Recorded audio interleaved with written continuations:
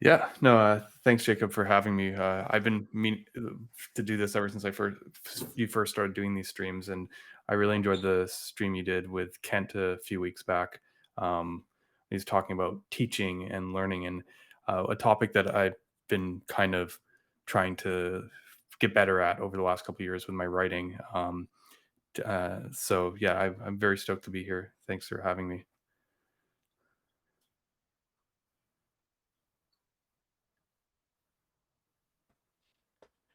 If it's not one thing, it's another. Now everybody should be able to hear me. No, I know what it was. Yeah, I know. I know everybody. Look. There's a trope on my stream that I'm learning in public. Okay, I'm learning how to do all this content creation. I'm not Theo. Okay, the mad scientist, evil genius. I also constantly have technical difficulties at the beginning of every stream. At this point, if I have like a perfect start to a stream, I feel like I'm doing something wrong, and I just don't know what it is. So I really appreciate you coming on as well, Ryan.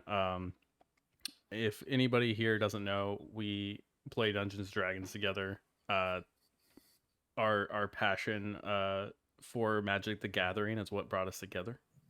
I would like to say, like everybody's like, "Oh, you know Ryan because of Solid." I'm like, no.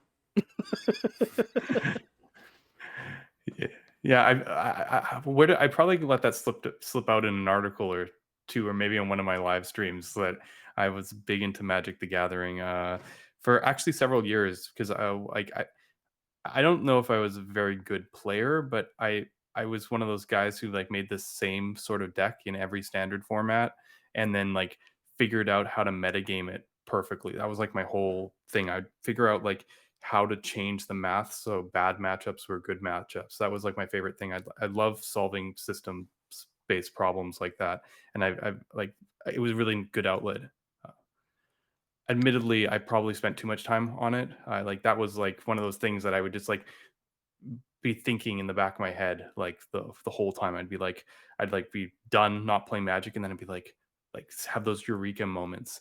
And truthfully, I feel like I might have when I moved into more doing open source, it was just like me replacing one thing with another. Because with the same time that I stopped playing Magic as competitively, being involved in all the forums and deck building, and if people heard of like old site called MTG Salvation, I used to write some articles, and like I was really into that. Basically, I kind of stepped away from that around the same time I really got into open source.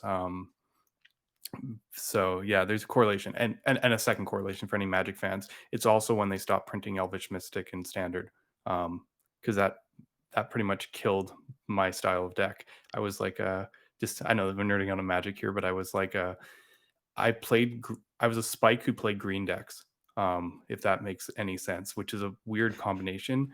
I kind of liked tempo, if that makes sense, and but I also liked tempo with brute force, if that was a thing. I didn't care that much for clever strategies. Mm. I liked doing things where I could play with the timing of the game and then Yeah. just smash. Yeah, So yeah. I'm getting the vibe that you like combining counterintuitive strategies and making them work, which is incredibly interesting. I was just a sliver player. I had all kinds of other decks too. Don't get me wrong. I had burn decks. I had angel decks. I had all kinds of stuff. I particularly was a sliver player. I was the type of person that like would win a tournament, a local tournament, and then get banned from it. yeah, no, I think for me on this, and I don't know how relevant this was, is um, I always liked decks where I could pose the question rather than the answer, because at a certain point, like there's only bad answers, and like if it doesn't align. So very a lot about pushing density. Um, and uh, cohesiveness, so that you could take cards that looked rather, whatever, but then the critical mass forces things in such a like powerful way where I play decks where I wouldn't have the strongest finisher, but I'd have 20 of them in my deck. So just from the pure like what's the thing like the way the pieces. I'm missing the word. It's like the when two things work. Synergy. Well, synergy. Yeah. So anyway, yeah, I love that. That was like my favorite thing to do to kind of get my head in a space where I could think about, the balance of all of the different elements. And I reference it a lot because a lot of those that kind of thinking actually went into how I positioned solid, not from a like position from like a marketing sense or any of that stuff, just like from a technology sense. Because I feel like a lot of the work that I've done over the years of solid has been about um, kind of walking a very fine line between assumptions that of things that just like those things don't go together, and then be like, well, if you shift the dials, like change the perspective a little bit, maybe you can kind of go a bit over here. The problem is when I try and explain this to people, it makes no sense to anyone because like I tried to do it on stream a few weeks ago and everyone's like, what the hell is Ryan talking about? I drew like a two. I love 2D axes graphs, like the ones where you have like one side going from left to right and the other one from top to bottom, and placing things in two-dimensional space. But my placement of that stuff sometimes is kind of arbitrary. But like to most people when they look at it, but like it's like a feeling, and that's how I approached it with magic. It was like looking at ranges of zones of different solutions and understanding where spaces were and where those kind of symmetries, like where weaknesses were and how to shore them up. And I know that's kind of weird thing, but a lot of my design, like even when you look at weird choices like merging reactivity with JSX, or like all the elements that kind of went into that, um, kind of come from that basis. Yeah, you keep saying it's weird, and I'm just like, yeah, hell yeah. Um, yeah, that's amazing. See, I one of the other things that I personally love doing is just kind of getting to know more about the people behind the tech, because the people behind the tech, I think, are just as important a component as the very interesting tech itself, right? Like great, Solid.js is phenomenal. Um, there are amazing people working on it. Solid Start is something that we definitely need to talk about because I tried watching your 4+ hour YouTube video uh with one of your awesome community members. Hopefully they're here as well. Um I skimmed a lot of it. Yeah, no, that's the thing when you're streaming this stuff. There's so much content to get through, and I knew that like for the solid start stream particularly, I wanted to present our reason for doing it because I think the motivations are always hard. Like there's a lot of different frameworks doing things, and it's like I've made it very vocal many times. I never wanted to make a meta framework. Like I was just not interested. I love the core mechanics. I love like looking at reactivity and like how we can structure architecturally doing stuff. To be able to have to make choices to be like, this is my opinion on this is tricky because once you have an opinion on something and you make a choice, well, now you've incurred technical debt. Like, and so the further those choices get from the core philosophy or the core piece, it's harder because you're just incurring more and more debt and more maintenance cost. I think it's much harder to maintain a meta framework than say the core library, and much harder than kind of very specific library like for one specific thing. Just because the amount of choices, like it is. Don't get me wrong. When you make a decision in the core library, it impacts everyone and everything. So you have to be very you have to work through the decision points, and it's not always just like, oh, this would be nice for this one situation, or this is like the best way we think we should do it now. You have to almost back off a bit and look at it from a philosophical point and go like, what is right for the approach? And if you stay true to your philosophy, you kind of bank on the fact that in the future decisions will line up the way you want them to as well.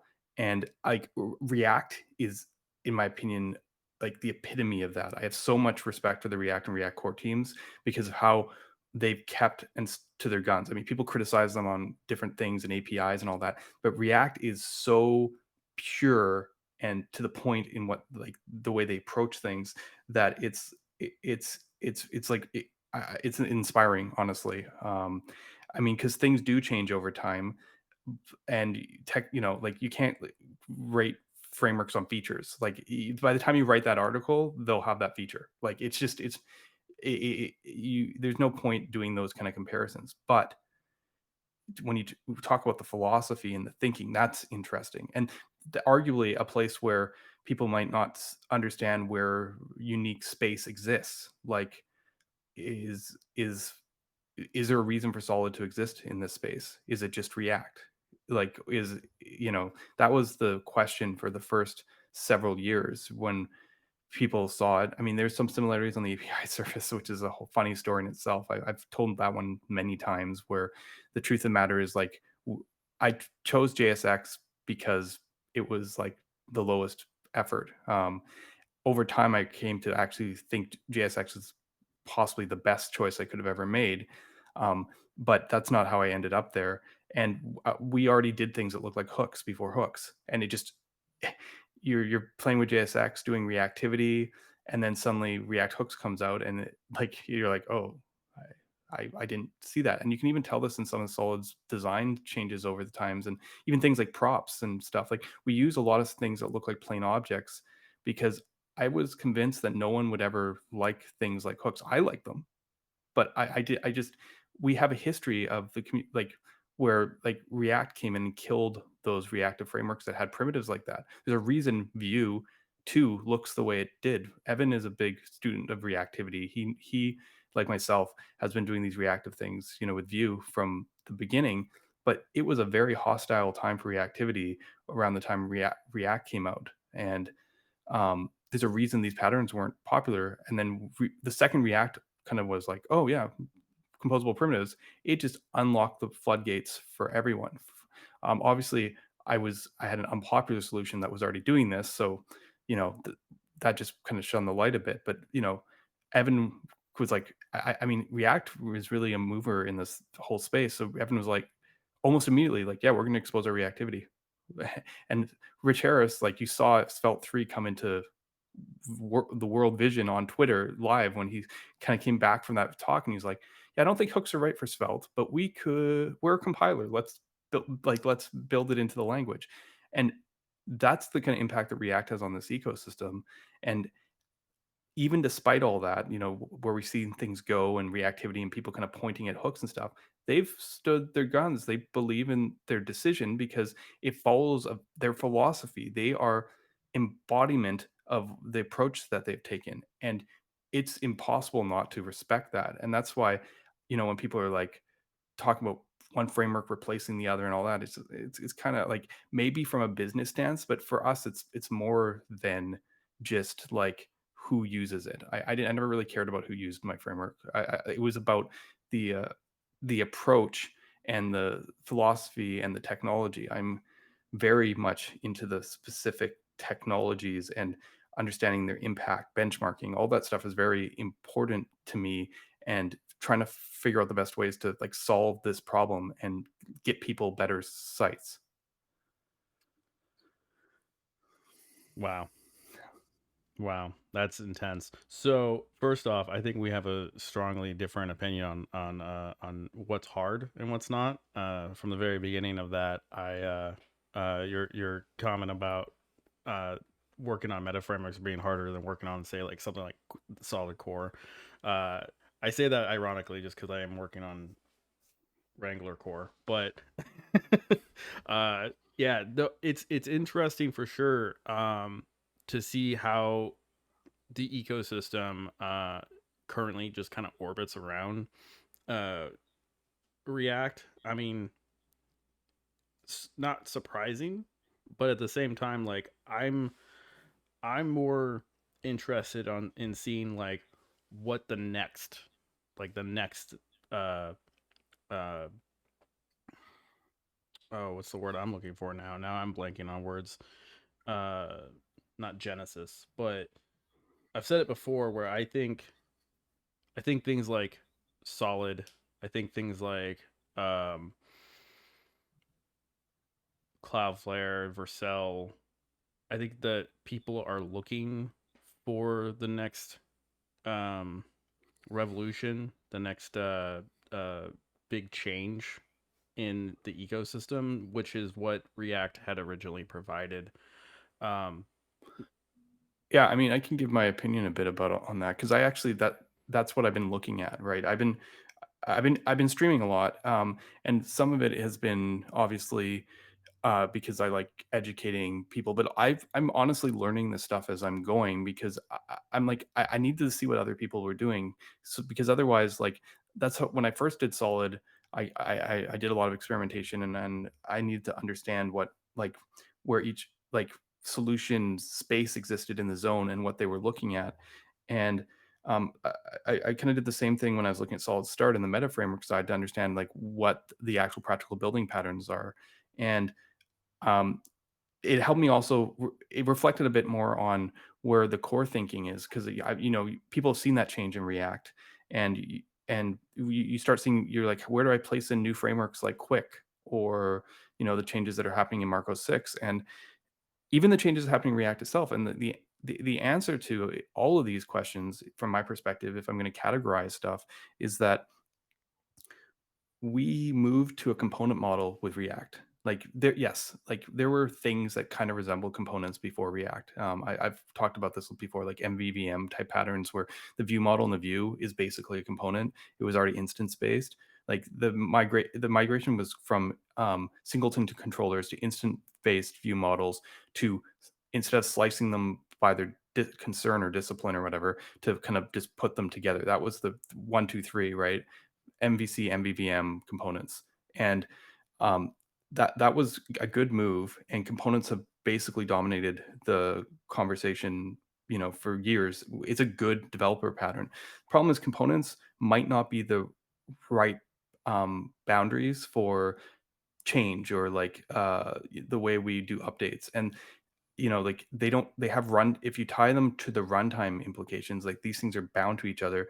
It restricts what you can do. And if you look at all the problem solving happening across the space in the last couple of years from those who really on the innovative side, what they've been doing is keeping the components because we love authoring them, but changing like the runtime around it. Like in a sense, Solid might have been the first to kind of shine a light on this. And it's like my articles, like components are pure overhead and all that kind of stuff, in that our fine-grained renderer doesn't re-render at a component level, right? But that technology immediately caught the eye of the guys at eBay.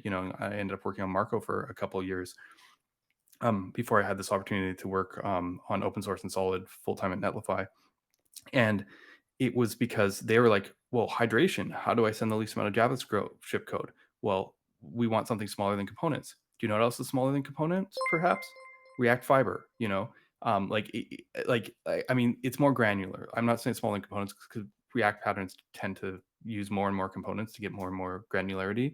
But React Fiber is another granular approach to things. Their granularity is on the inside instead of on the outside. Another approach to that is Quick, and they break the components into uh, three pieces generally, maybe even more, but like the state, the event handlers, and the view. And Marco's compiler has, which I was talking about, has actually taken Solid's approach of the reactive fine grain and turned it into a compiler that splits your code based on the reactive graph. So like the commonality here is components to author, but we're moving away from components at runtime. And I think that is the trend here, right? And it all builds on what's happened before, because like Svelte is very component architecture, very similar to React, but their compiler showed us what like the pieces that the like Marco needed to figure out how to compile this stuff more fine grained or even quick in a sense because um, I mean this more technical, but those this way of breaking apart the components for those involve hoisting out the lexical scope and undoing the closures of JavaScript essentially in a serializable way. Svelte actually undoes those closures. They have a scope, and that's like we learn that from Svelte. So like it's all part of this progression. So from my perspective, that's the trend line. I can actually point directly at that. So when Mishko says stuff like Generation 3 and upsets a bunch of people, he's not wrong. Like maybe like it hasn't been formalized, like where this lands or what this looks like, but it's very obvious the direction of where these technologies are going. So generation three might not be here yet, or whatever, but like we see the innovation happening all over the space, and it's always funny because you talk to the people and they're like, "Oh, my way is the one way to do it." That's why I looked at everyone's solution because like they're not always sharing ideas. I wanted to make sure that I could pull everything from what everyone was doing and learn from that. And don't get me wrong, I'm just talking about sharing ideas. I this is funny. I'm very big on um, letting everyone rewrite it again. It's kind of like what you do with machine learning, right? Like you just run the same simulation a billion times and and learn from it, and every rewrite evolves it and stuff. I am I am not I have no problem with like cutting the fat because we're brutally efficient. When we do a rewrite, like sometimes React components, even if we could port them into Solid, you wouldn't want to because they're kind of bigger, or like the mentality there. You see this with Preact. A lot of Preact components, they're specific for Preact, are much smaller than the React equivalents, just because of the way the authors cared about those elements, and they're newer, and like just the approach is taken, and not having to support as much legacy and that. And um, in the case of frameworks like Preact, which have compat, it is kind of easy just to fall back to what you had. Solid, we kind of push the dial we had to because of the incompatibility. Um, but I don't have a problem with that because we're moving into a space where there is some compatibility challenges. There's people like Astro or Quick who are looking at bringing other components into their component libraries, and there's always web components if you need them. But I actually kind of like to get the most out of these technologies. You kind of have to do a rewrite, and it's the reason why like Vue is introducing something called Vapor. It's experimental, but it's the same compilation of Solid almost, but it's not compatible with their ecosystem. React server components are going to be one of the most disrupting things in the React ecosystem too, if they catch on, because the change in need of how components interact with each other, the role of caches, data fetching, all kind of changes in this model. So, like, ecosystem is up for a bit of a churn coming up here, regardless, because of we are changing the underlying kind of mentality of it. We're just slightly shifting, and that's what this generation 3 kind of thing is about. Yeah, I have this idea that this revolution, this evolution, whatever you want to call it, uh, to Generation Three is going to have some sort of linchpin event or technology that occurs. Me and Theo have argued about this, where he believes it's more of a many small things that will eventually lead to this, and or like general uh I guess ideas or it to me it's going to be a major paradigm shift, kind of like what React had caused. And I think that the original uh start of this was this shift from this mindset to the importance of DX, right? And I think DX has become massively more important over a very short amount of time, and was heavily um underrated for a very long time. It's interesting. For me, I've been thinking like it depends on how far you step back from it and kind of look like how involved. Like to a certain side, people will say like React revolutionized everything because React, how should I put it? Like it got adopted. Like people were like, "Oh, it was the philosophy almost that revolutionized stuff." The actual technology, as I mentioned, was incremental over what had been going on before. And this is, if we're talking about Gen 3, the the thing that will probably cause any solution, if possible, to ever do what React did again, is going to be someone being able to take those new boundaries and be like, here's the simplest way of doing it. Like just React's success was that the philosophy was so clean, and that they just they had the boundaries shifted, and they had presented a clean philosophy, and it just did that thing. Like they're like, "Oh, don't worry about how your stuff or where it updates. Just re-render everything." Like, that was huge. Even if, as I said, elements of those technologies, like how should I put it? Angular sort of re-rendered everything. Didn't do it in the most optimal way, but Angular 1 sort of did that. Um, as I said, there's already hints of the component model out before React as well, but not popularized. It depends. It, back then, maybe there was less people in the space, like in the app JavaScript space. So like some of the other solutions kind of fell to the wayside and no one noticed. But it might be that case again where maybe it's not solid or quick, but someone figures out how to kind of thread that needle in a really simple way, and then like everyone's like, "Wow, that was such a change from React." But it kind of skips on the fact that like all this other stuff was happening in the middle. So I from a business adoption side, there's big movers, but from a technology side, everything's always been fairly incremental from my perspective. Yeah, yeah, that's fair.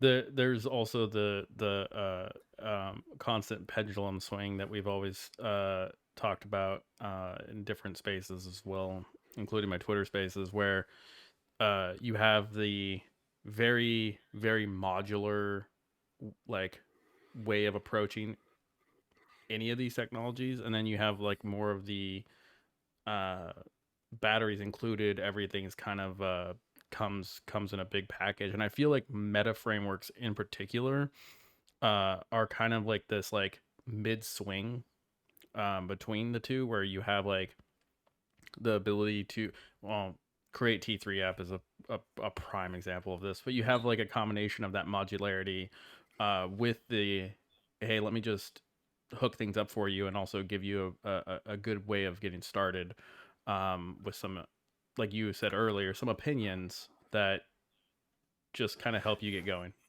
Yeah, I mean, there is this natural bundling and unbundling thing. I didn't really have a good term for it until I was watching a stream, and it had all the meta framework guys. It had like Guillermo Vercel, and like it had Blitz, and it had like all of them.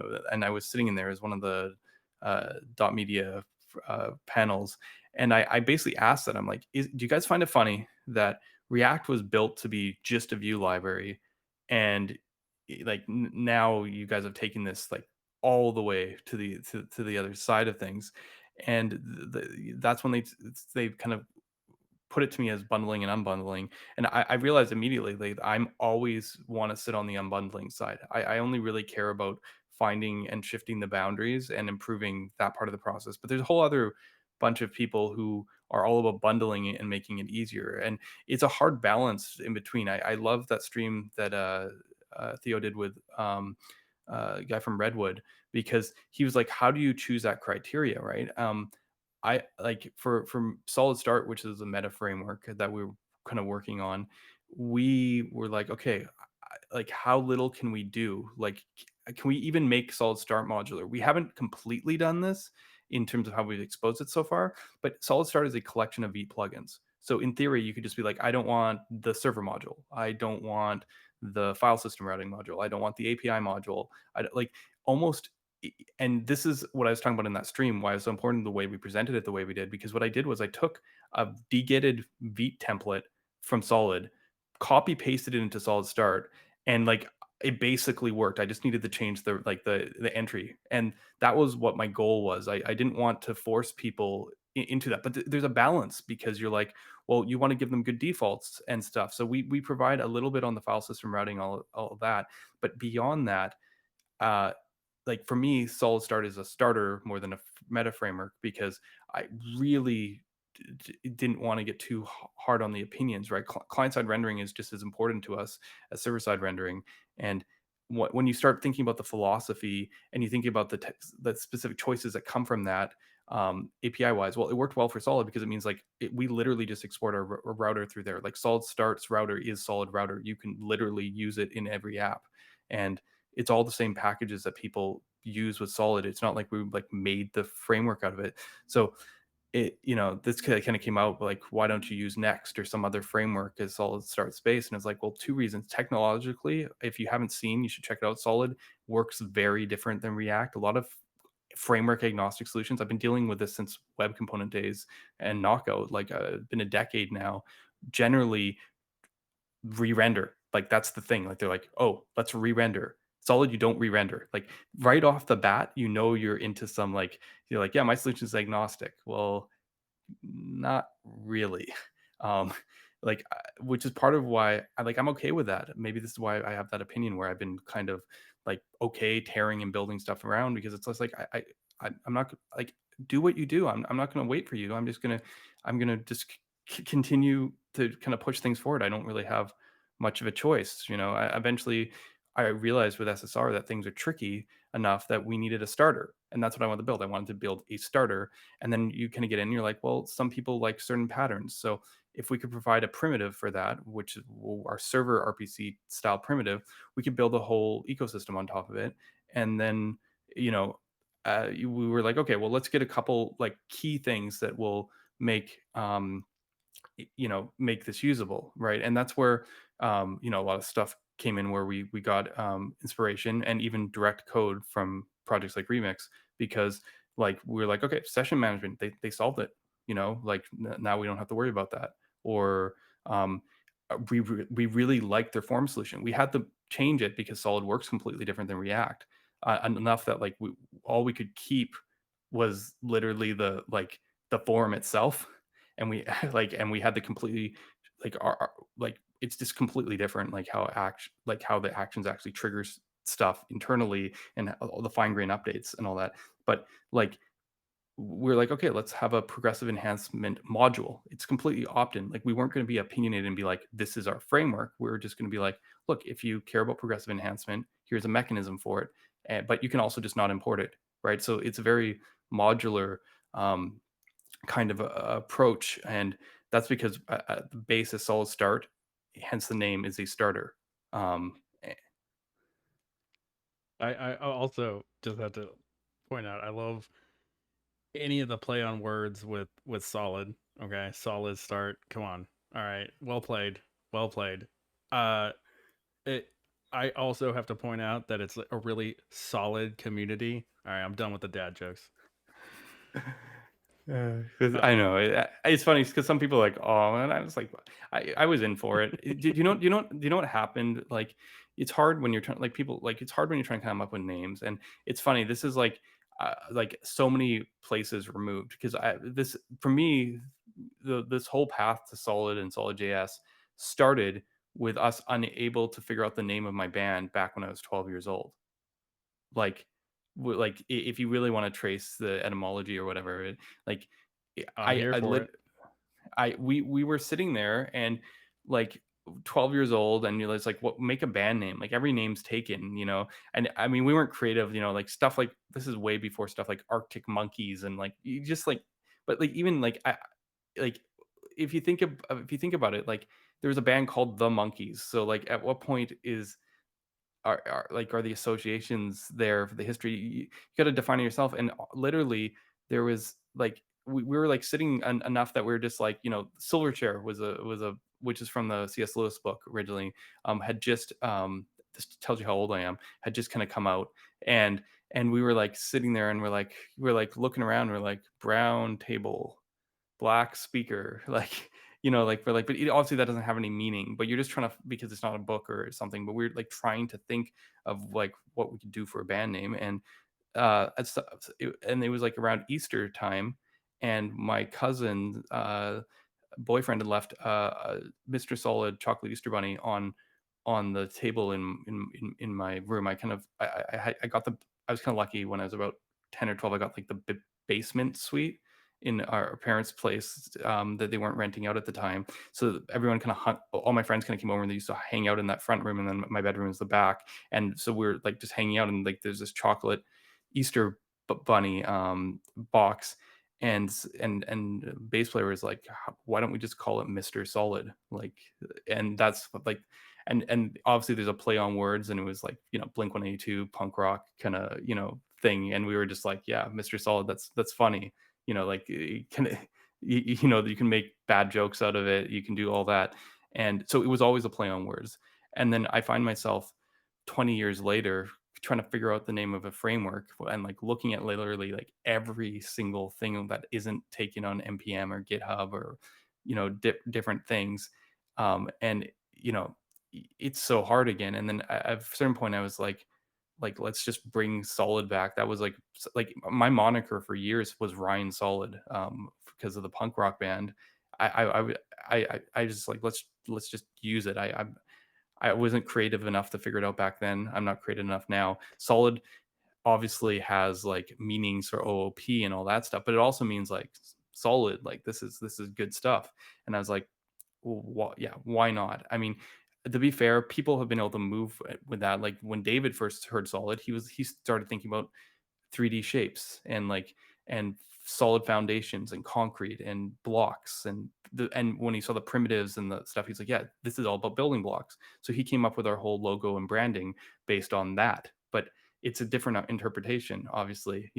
If anyone's seen the original solid logo, I just took a snake because I was like, first of all, it's an S, and it was like easy. And I was like, I wonder if people get Solid Snake reference in Metal Gear, and also like I was like, okay, well, can I think of a tagline? And I'm like, the deceptively simple UI label library or something. Like I just got like the three pieces I needed. I got the logo from a logo generator, uh, the kind of tagline, and then like a funny not kind of joke that people get once you like connect those three dots. I was like, I have enough that I can like make a silly brand out of it. Obviously, people are just like, what is this terrible, terrible logo?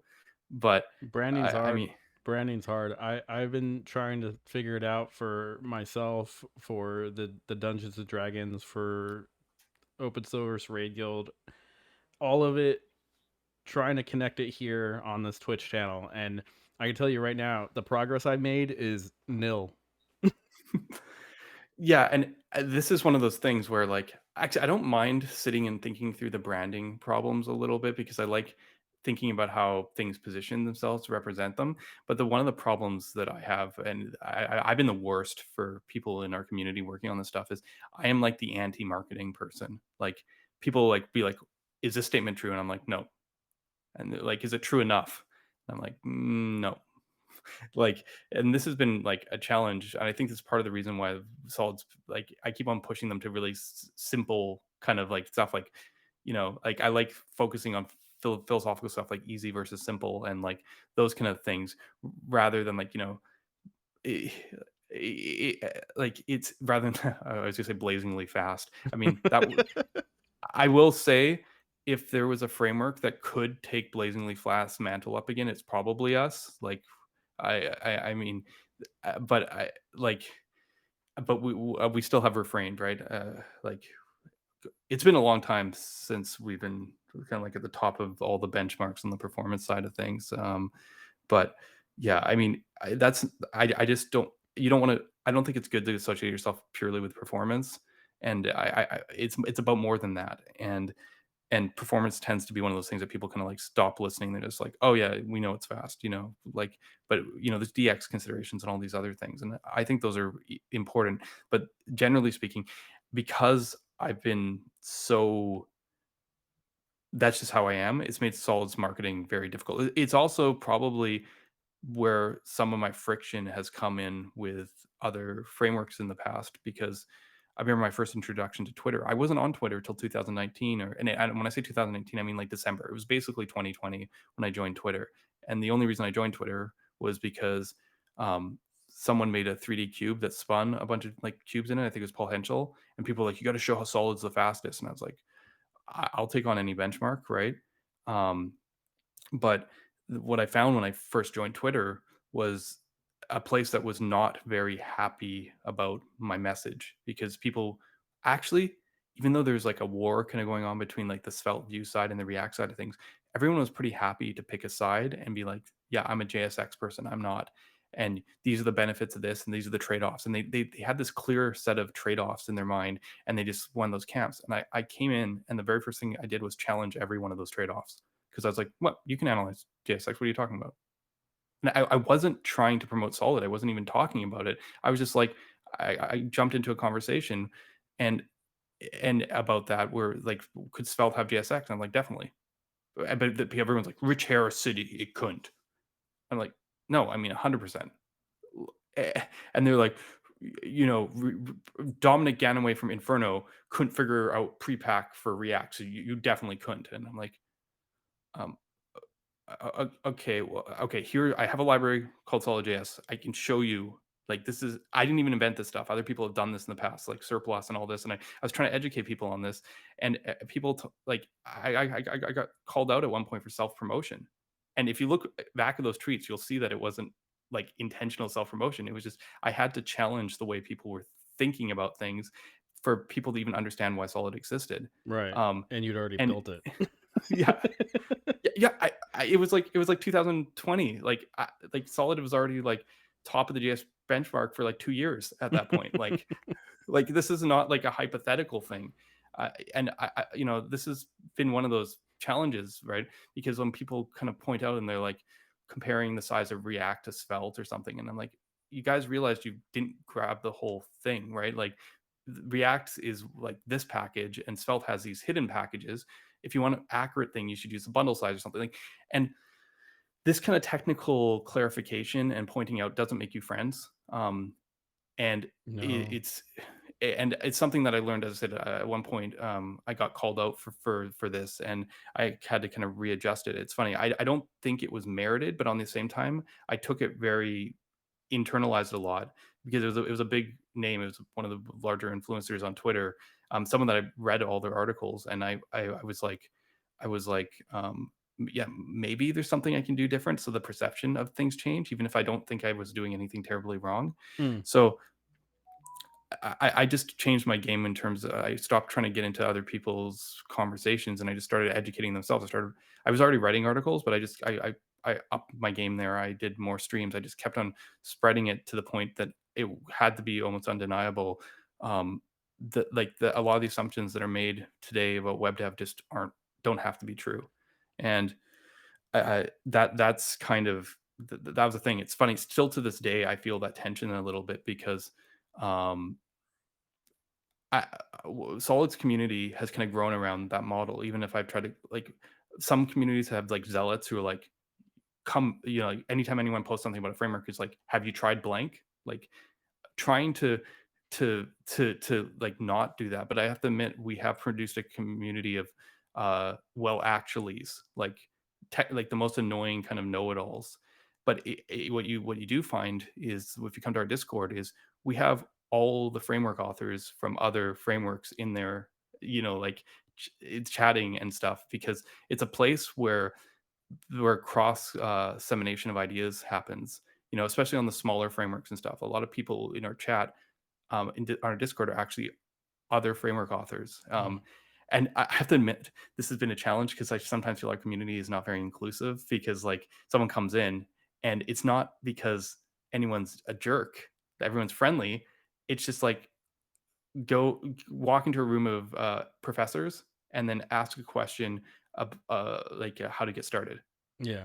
Yeah. and then they're like, well, according to the last article, or according to this benchmark, I think that this is the best way to do it. Like, I empathize with Dan a lot here, and the docs effort a little bit, because like, this is the sort of community that we built. And but it's funny, when you talk to people who use Solid, they generally end up taking the time, and some often through Solid, to learn how every other framework works. That's just like the kind of community it is. It's like one where they look deeply at what everyone's doing.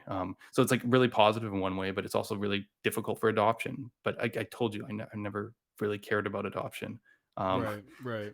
It is interesting because I wanted to talk about your community as well, and I'm glad it came up organically here.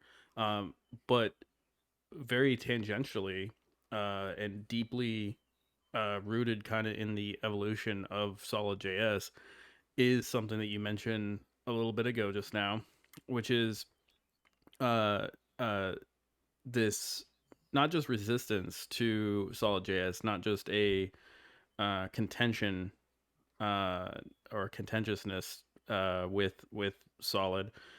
It's almost like a you challenge a lot of uh precepts or pre-existing uh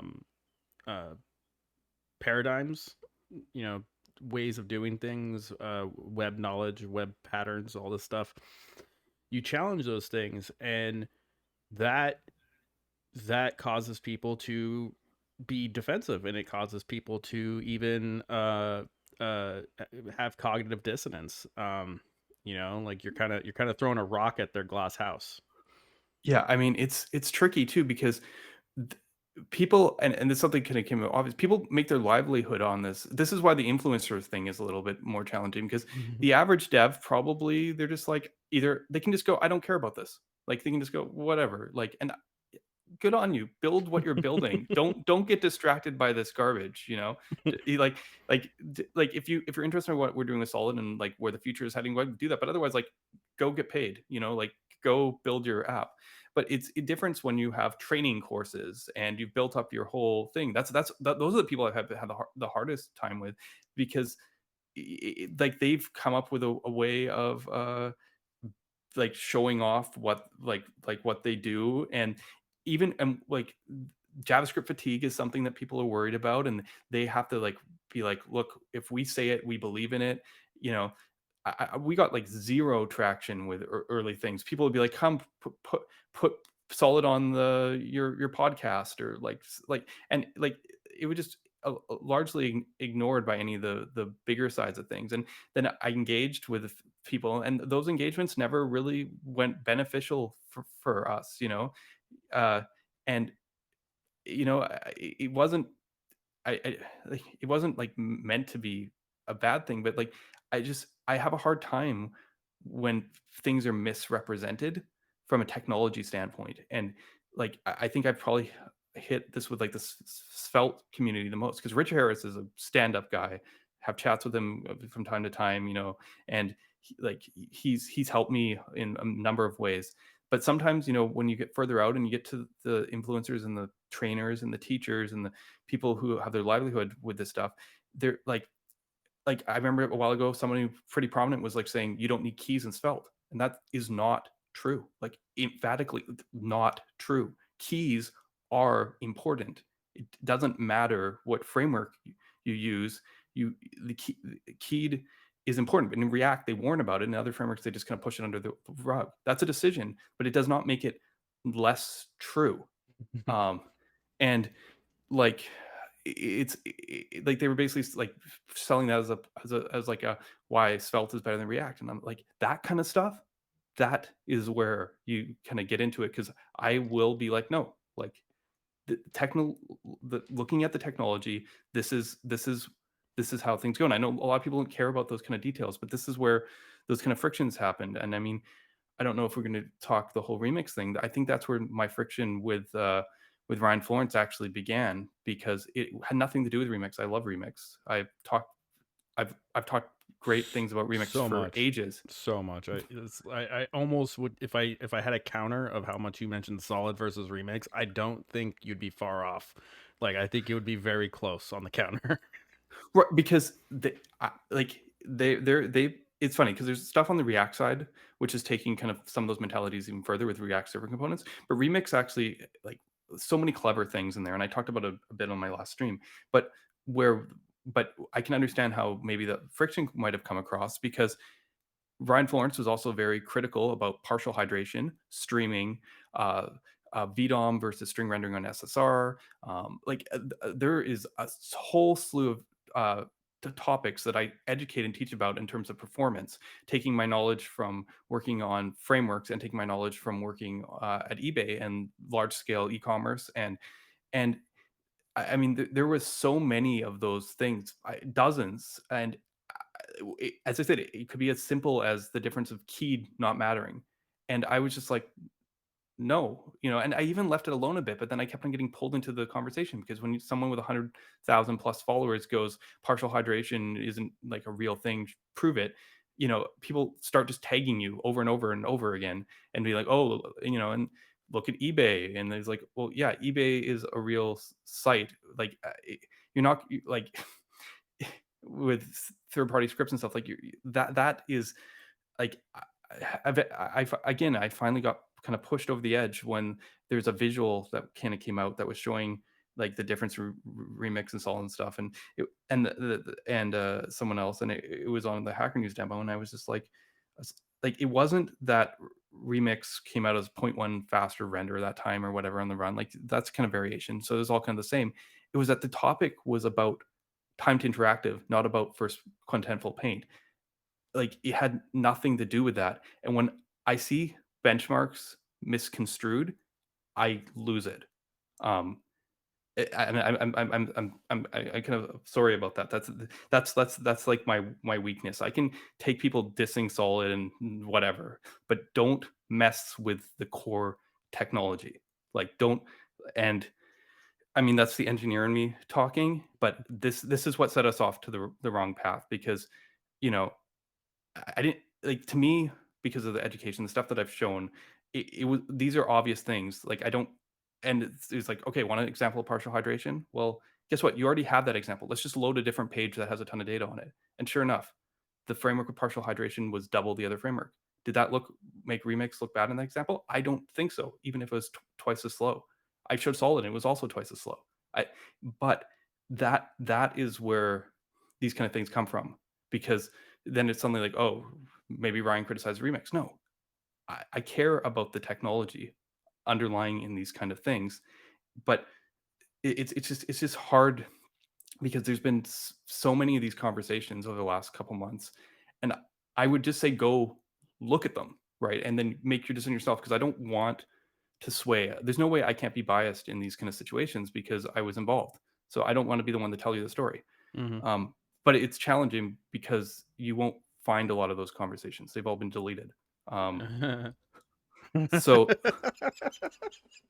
I'm sorry. That's an interesting call out. I've been watching um that community pretty closely because I am personal friends with Kent C. Dodds, and I also uh have been a huge part in like the Kent C. Dodds community, including their Discord server and things that he's done in the past. And so I have watched Remix, and it also Cloudflare it has a relationship with Remix as well.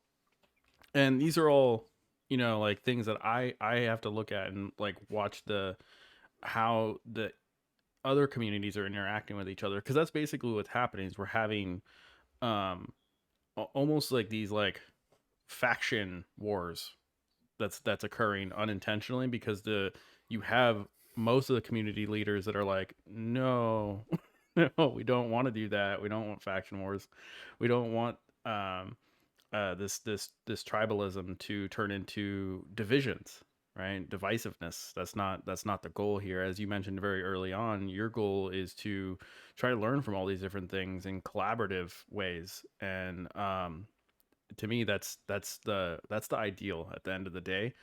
And I feel like I hope that that as a community that they start going more and more that way. Um, and we it's stop it seeing more and more of these incidences. yeah, I mean, to be fair, I don't I don't feel like we would have even entered into the same sphere other than some integration talks Mhm. if it wasn't for this thing. I haven't actually had many interactions with Kent because Kent's more on the marketing teaching side, not the technology side. As I said, I have no reason. I've definitely, talked with Michael a bunch because we were talking about how we could integrate, on a technical side. There we Mhm. understood. We even talked about like fundamentally what parts of the router could be maybe open sourced one day in such a Mm. way that we could all share that. And for us, the actual common ground between Solid and Remix router, we realized was actually mostly just the pattern matching. Almost everything beyond the pattern matching actually was Solid specific. Like we just like it was different enough that we couldn't actually leverage it. So we were like, one day maybe we'll do it. And I'm like, you get it though. I need a meta framework today. Like I need a starter because people need to get started in Solid. And we just kind of left things there fairly amicably.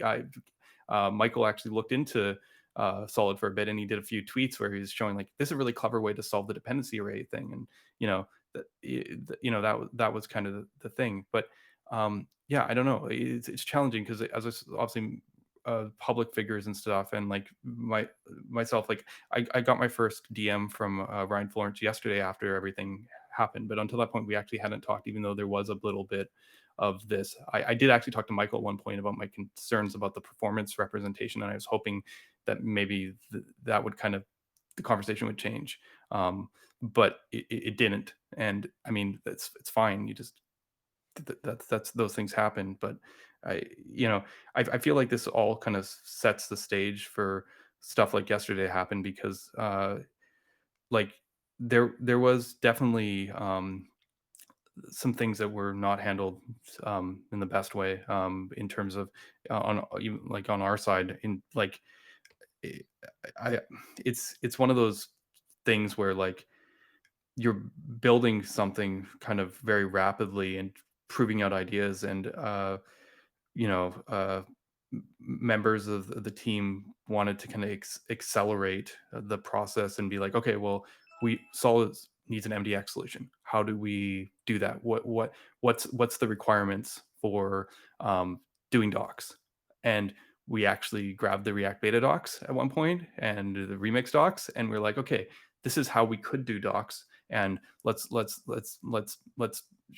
play around with that and see what that feels like. Hmm. And then um you kind of so you got like the technology person this like working on this kind of thing, the same also working on the features of Solid Start, and then you have like you know people like Dan working on docs, completely rewriting the Solid docs.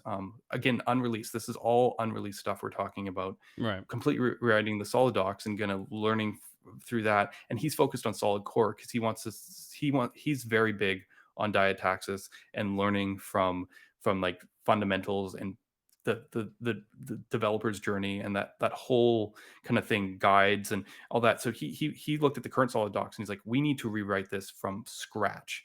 um Yep. like the Dan treatment is like a complete rewrite. Like that's where he's going. The challenge, of course, is something Solid Start. Dan doesn't know about Solid Start. He doesn't have enough time to look into this.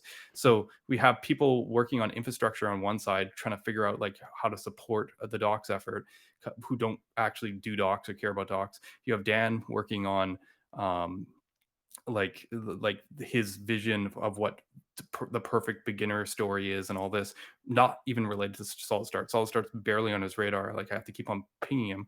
And then you have a couple of people from the community who are like, I can help, people with not many commits under their belt, people who just who want to like actually make a difference and help the project because they believe in it.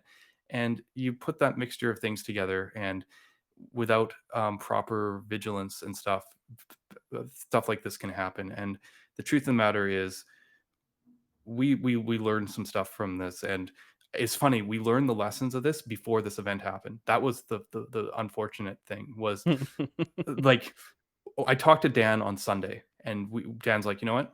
We need to take the docs All Start seriously. It's in the Discord. You can like go through the chat history. I'm not Hmm. making this up. Like Right. we were like, we need to figure out how to like approach this and come up with a strategy for docs because they'll never get done otherwise, right? Like from our perspective, we hadn't really started on the docs effort, but then like as I mentioned, there's like contributors like kind of coming in and like seeing the remix docs that were there kind of the placeholder and be like, oh yeah, I can update them or I can start working on them and to help. And people even with right access, which like Dan actually on Sunday or Monday was like revoked all the right access. He was like, no, I don't, I want to be able to review the stuff that's happening to docs now. So he actually shrunk the pool of people who could actually directly commit to the repo. And this all happened before this incident. um, it's just like like it just wasn't on focus. Dan was away for a month for personal things. Anyone who knows this, he took a month off last month. I took the Yeah. month off before. It was one of those things that was like we'll get to it, and Right. then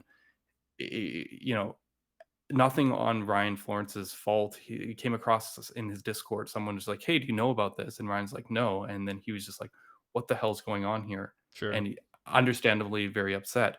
Sure. And plus, you add a little context here of if he thought that we were critical of remix, which, as I said, if you've seen anything that I've ever done, you know that's not true.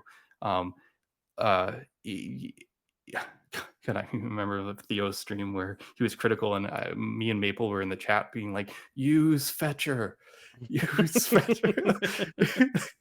um, it just I can understand where this comes from, and I think like it was definitely kind of like an unfortunate turn of things on the actual solid start side. um we've been all, accrediting stuff, maybe not quite properly. I have to admit I hadn't probably looked into the letter of the law on MIT, but whenever there's stuff I like, you see comments, I'm just like, thank you, like, thanks Remix for this awesome way to handle this. Like, I had those like all over the thing and like a link to the Remix repo. And I think at one point Nikhil, when he first moved to session management, like, he like, look, I got this piece from Remix, it just slots right in, now we don't have to worry about session management. And I'm like, did they publish the private separate package? And Nikhil's like, no, not yet, or not to my knowledge. So we just dropped it in. And then he in the readme for that whole folder, he was like, this is all thanks to the incredible work done by Remix, blah blah blah, and put the credits in. And but the thing was, he didn't go and credit every file again, because you know, we probably needed to be more vigilant Hmm. here. And that's sort of that's the thing. As I said, there was nothing intentional here. But as I said, me and Ryan hadn't built that relationship where we had DMs. Like, I mean, I guess he could have sent me a message, but we hadn't actually established that. Like, I'd only talked to Michael. Yeah. um, and so maybe he felt that like the best way to, like, he was already maybe angry because he thought we were critical, and the best way to do that was throw it in public. I mean, it's hard because that has repercussions. And uh, I, I feel okay where things landed. I'm very proud of the community and the Yeah. solid team. Like, as soon as I saw this, and I remember I was like so tired. I mean, a little backstory on that. Like, you canceled D&D because Hector was kind of he was out, and I was like, okay, well, I'm going to, like, usually that's the night like my wife does her thing and I do my thing, and I was like, let's just keep that pattern. So I just kind of went over and started benchmarking things, and finally watch all of Kenobi. I hadn't seen the whole thing, so I just like binge watched Kenobi while I was benchmarking Solid 1.5 release, and I actually fell asleep on the floor while benchmarking.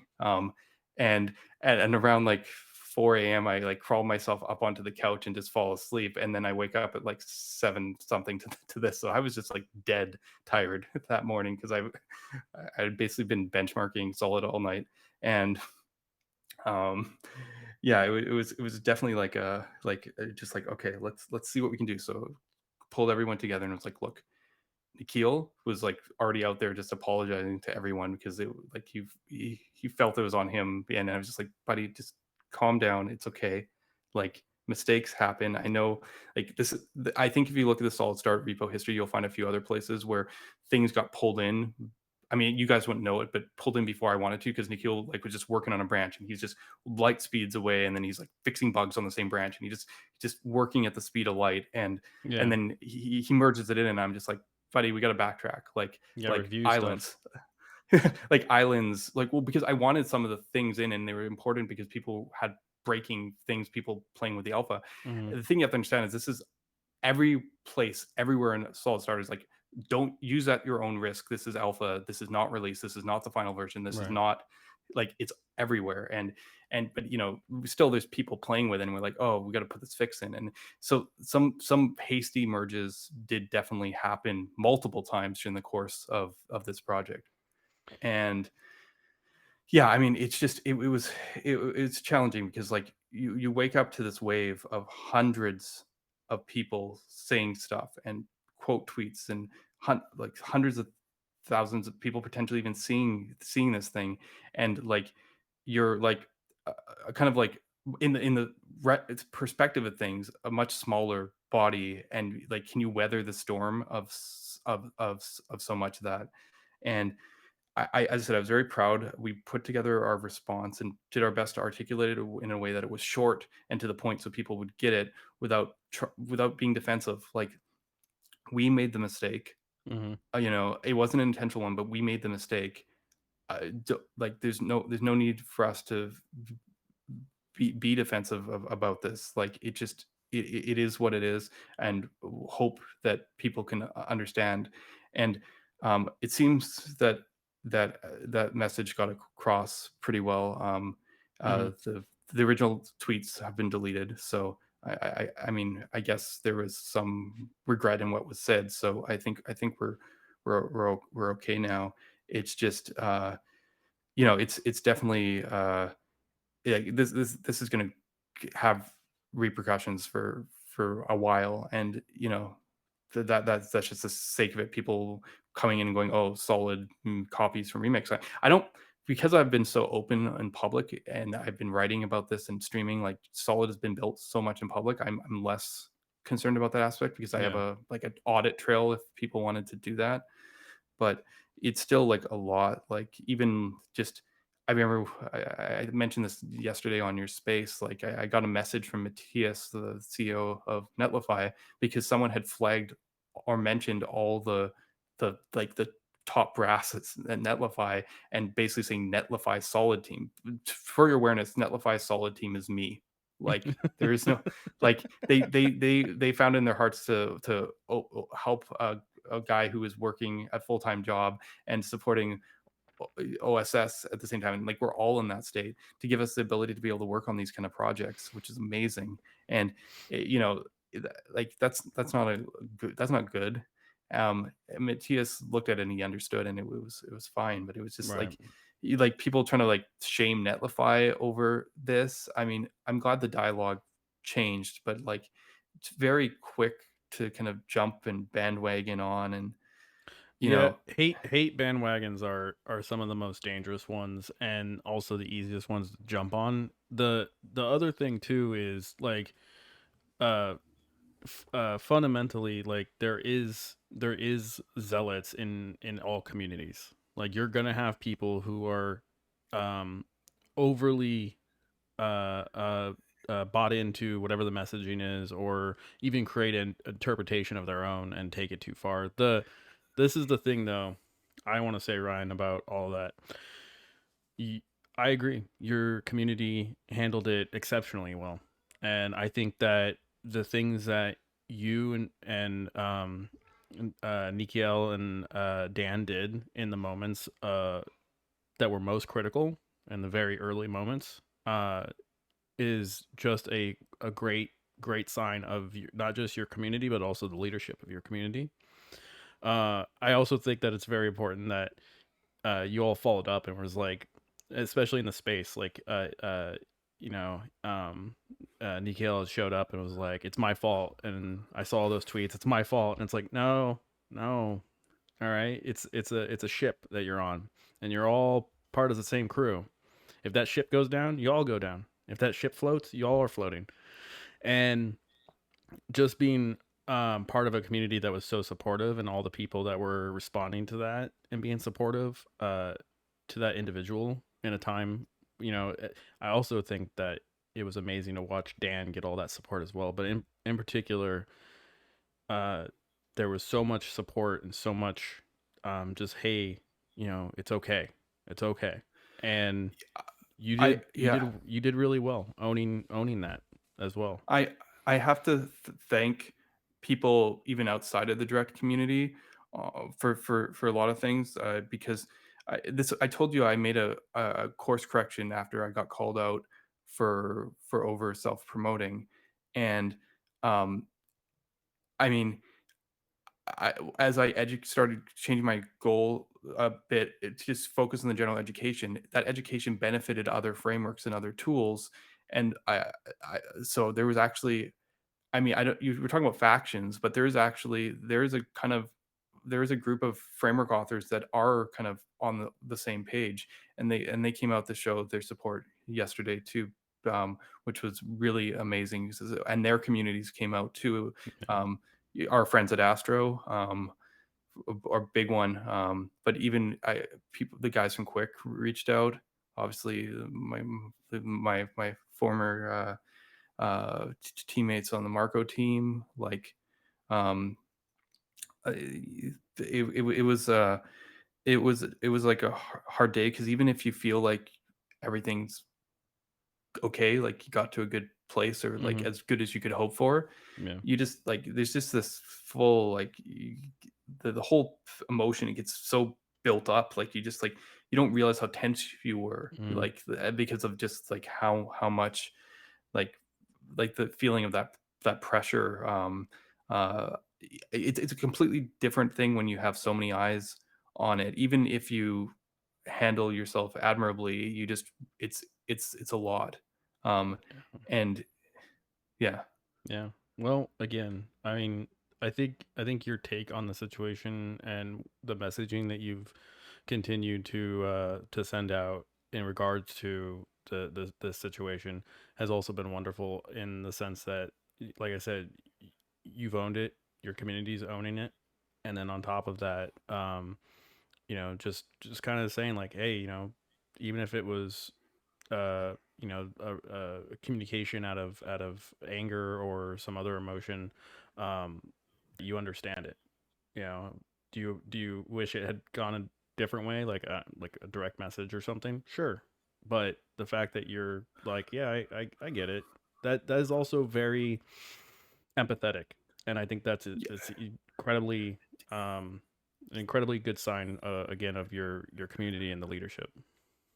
I think it's really easy for these things to get out of hand because Hmm. even the first tweet from Ryan wasn't that damning. It was No, it was just like, what the hell is it was this? just yeah, right, which again, there's different menus, but, like, I got it. It just the problem is you get going and then it just piles and it Hmm. piles and like but yeah, towards the end of the thing, yeah, it got pretty nasty, but, like you can just see where it started, and it's one of those places where like I, I mean I've never been into something to that range, but like step back.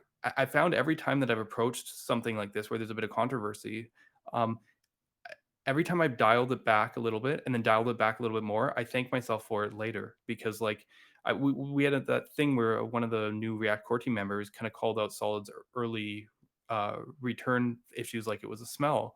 And I was just like, no, it makes sense with model. If you run a function and it returns, why would you expect the other path to ever run again? Like it does, but I obviously I was like because of how much attention and the whole thing, you're kind of like, oh, like we should do something, like go on the offensive about that. And then I was like, no, you know what? I like let's just try to lay it out in a way that can let the audience decide and kind of go from there. And I feel like uh, this is a restraint that I've had to do to a certain point. Not usually because of that, but just because like Justin, who does web components, I was on a panel with him the other day of state of web components, and master class on how he had like he was getting kind of attacked on web components from all sides, and he just kept his cool, explained his position, like and he did like sometimes that's the situation and you just do it. And I think that's a skill that people in the solid community have had to learn and figure out, mostly because in a sense, we walked into hostile waters right from the beginning, as I mentioned. So as myself, I was much more used to it, but like other people, like as our branding or marketing got bigger, then suddenly they got hit by it. And I remember one point David was like, I had no idea how hard it is in a certain way to do what you do, Ryan, to be faced with all that criticism and just be like, I understand you. I can empathize. Like, he's like, it feels so much different when it's your thing. Like in that case, David was working on the website or something, right? And and I was like, yeah, it does, but like it doesn't change the fact that like it doesn't help us at all to like get defensive about it. It just like if the thing we can always rely on the facts, and maybe this mentality came from me because of my heavy time in benchmarking and stuff. I just if I can revert back to the data, like that's the irrefutable thing. Let's like everything else is debatable. Right. So First off, um, we're gonna be moving into some Q&A. I'm opening it up. Okay. So you mentioned audience, by the way. I'm also throwing it to this audience. Just wanted to say a shout out also. Theo's here. Bren is here. Your fellow D&D party member. Um, so super super happy that you joined us. I wanted to say a special thanks to Anthony Garand who subscribed. That's phenomenal. Much love. Mrs. Pace Otter or Space Otter. There we go. It's Space Otter. Mr. Space Otter followed. Uh, Trash Dev followed. Thank you so much. Much love. I also got a bunch of follows like an hour or two before this. So Mark WGL, David Nabisky, Brandon Roberts. Appreciate all your follows. Glad that you followed for future awesome content. You could also catch Ryan here, which direction it's either way. Ryan here playing D&D on Tuesday nights at 9:30 Central Time. That's how big of nerds we are. So what we got here, shouting out Theo first. I'm sorry. Uh, order dot reverse. Uh, I don't know how to pronounce that name, but thank you for the subscription. Thank you for the follow script. Do you all have questions? You keep following me. I'm not going to complain. All right. Thanks for following. Wait, you subscribed before you followed? Thank you. Just Thank you. All right. So what we got here? My experience. Okay, that's not a question. Cool. Questions. You got the Solid JS creator here. Come on. No, my camera's not stretched. It's just crap. yeah, this is always the fun part. There's always Theo that delay. subscribed. Oh my god, what are you doing? It's not my signature. It's a crappy. It's a. I'm looking at GoPros. Okay, everybody. Thank you for the follow, Theo. Much love. Thank you for the subscribe. That's too kind. Question: if you could redo JS Frameworks benchmark, what would you change? Uh, See, this Fabio here is from our community. He's also another JavaScript author, framework author. So it's an interesting one because um, JS Framework Benchmark was built mostly because of how simple it is that literally anyone can implement it. Like you can spend like 40 minutes and you've like made your implementation. I think that makes it really accessible, which means that it's hard to like that's its biggest value. It is imperfect, and I think there's a few places that are kind of missing that you kind of like we need. It'd be great if we address them. Like Fabio was actually instrumental in actually getting better memory testing, where we actually tested memory of more rows to actually see how frameworks scale with memory. Because over time, I feel like the Chrome team has done a better job with memory reductions than the frameworks have. And this is a fairly technical question on that side, but like he actually influenced getting better memory metrics in the benchmark. For me, the biggest thing is it has all the common CRUD actions like creating table, updating a row, selecting a row, removing a row, clearing the table, all that kind of stuff.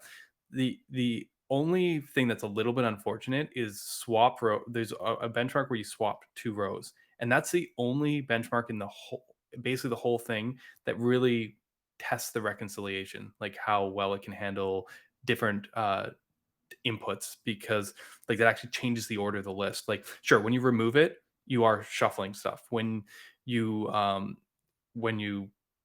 do you certain other options, like appending to the end of a list, you are actually changing what elements are in the list.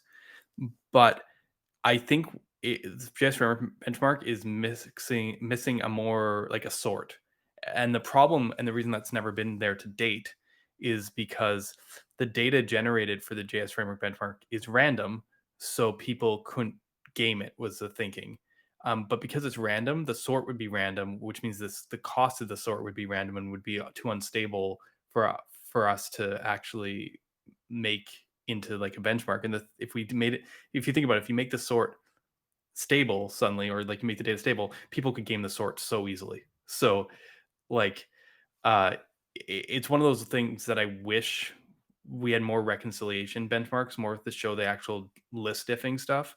But that's probably the biggest thing. I'm actually very happy with the JS framework benchmark because it's allowed makes it so easy for like hundreds of frameworks to come in and try their ideas, test it. The only other unfortunate part might be the non-keyed section, but yeah, like it's interesting to some people. I basically ignore that table exists, and um, I I think it causes some confusion where people are like, "What should I look at? Where should it go?" Because what the point of that benchmark is to test, reconciliations and managing lists and stuff. So I think I think maybe non-keyed has done its path, but I think in general the framework it's done a good job of categorizing the different approaches. We could probably do better there.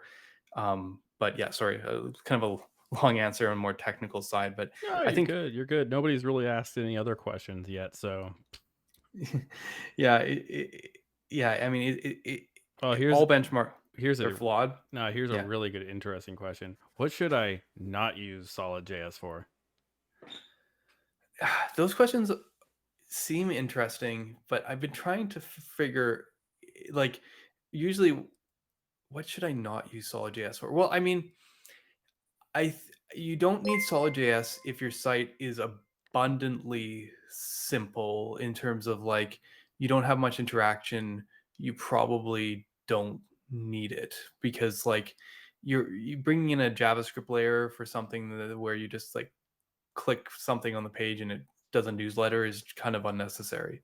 Um, but interesting that like the very next step up from that might be like something like Astro, and Solid is an amazing choice to use with Astro because it's small and fast. Small and fast, it makes it fit in lots of places.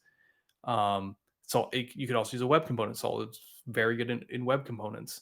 So it's interesting because with the modular approach and the way everything composes, and that we don't like rendering is fine grained, everything is fine grained. Solid scales incredibly well. I've done benchmarks to show that, right? I've written articles where I've taken the JS framework benchmark and I'm like, what if we don't do any more DOM elements, but just make thousands of more components, like 5x, 10x the number of components of the page.